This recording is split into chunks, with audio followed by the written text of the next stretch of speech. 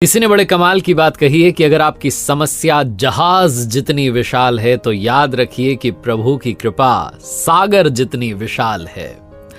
नमस्ते दोस्तों, मैं हूं आरजे कार्तिक। एक बार भगवान विष्णु जी से नारद जी ने कहा कि प्रभु, जो आपकी भक्ति करते हैं, आराधना करते हैं, वो इतने दुख में क्यों रहते हैं, और जो आपकी भक्ति नहीं करते, आपका नाम नहीं लेते, वो बड़े पैसे कमा रहे हैं, धरती लोक पर बड़े आनंद में रह रहे हैं। तो भगवान ने नारद जी से कहा, आओ चल करके आते हैं, भ्रमण करके आते हैं। दोनों साधु वेश में धरती लोक में पहुंचे, धरती पर आए।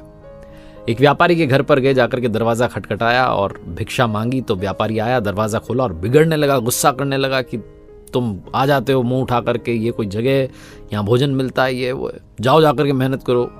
बहुत कुछ कहने लगा व्यापारी, तुमने धंधा बना लिया, बहुत कुछ कहने लगा, ऐसा ऐसा कहने लगा, अपशब्द कहने लगा। दोनों वहां से चल दिए। नारद जी को लग रहा था कि भगवान अब जो है इसको श्राप देंगे, इसका व्यापार सब चौपट हो जाएगा, इसको अकल आ जाएगी। थोड़ा वहां से आगे चले तो भगवान जी ने कहा कि तुम्हें और धन मिले, तुम और प्रसन्न रहो, मस्त रहो, ऐसे ही व्यापार फलता फूलता रहे। नारद जी को समझ में नहीं आया क्या हो गया। थोड़ा आगे चले तो एक झोपड़ी में गए। एक बूढ़ी महिला वहां रहती थी, भगवान की आराधना करती थी, पूजा पाठ करती थी। उनके घर में एक झोपड़ी के बाहर एक गाय बंधी हुई थी। वहां जाकर के उन्होंने आवाज लगाई, भिक्षाम देही।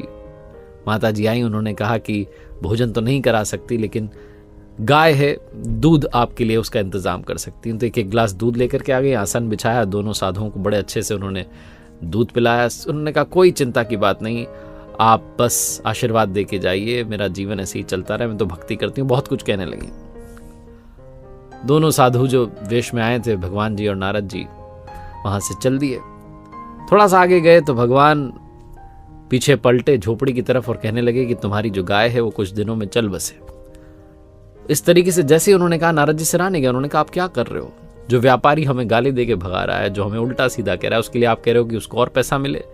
और जो माता जी इतने प्रेम से हमारे, उन्होंने लिए दूध का इंतजाम किया, इतने आदर से हमारा सत्कार किया, उनको आप कह रहे हो कि गाय तुम्हारी चल जाए, चल बसे।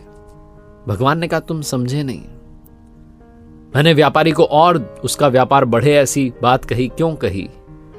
क्योंकि उसका मन ही उसी में, उसकी आसक्ति उसी में, उसका लगाव उसी में है। जब अंत समय आएगा तो वो और पैसा सोचता रहे और अगली योनि में वो सर्प बन जाए, तिजोरी के नीचे बैठा रहे। और बूढ़ी माता जी को मैंने कहा कि आपकी गाय जो है वो चल बसे।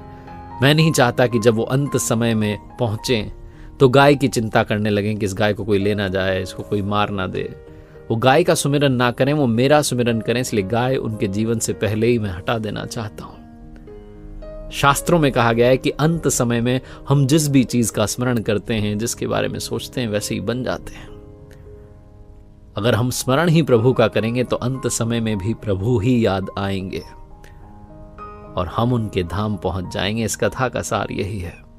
इसलिए जो होता है उनकी मर्जी से होता है, उनकी कृपा से होता है। इस बात को स्वीकार कीजिए और जीवन के हर पल को जीना शुरू कीजिए। एक बार फिर से वही बात जो अक्सर आपसे कहता हूं, ऊपर वाले के आशीर्वाद के साथ, अपनी मेहनत और अपनों के प्यार के साथ कर दिखाओ कुछ ऐसा कि दुनिया करना चाहे आपके जैसा।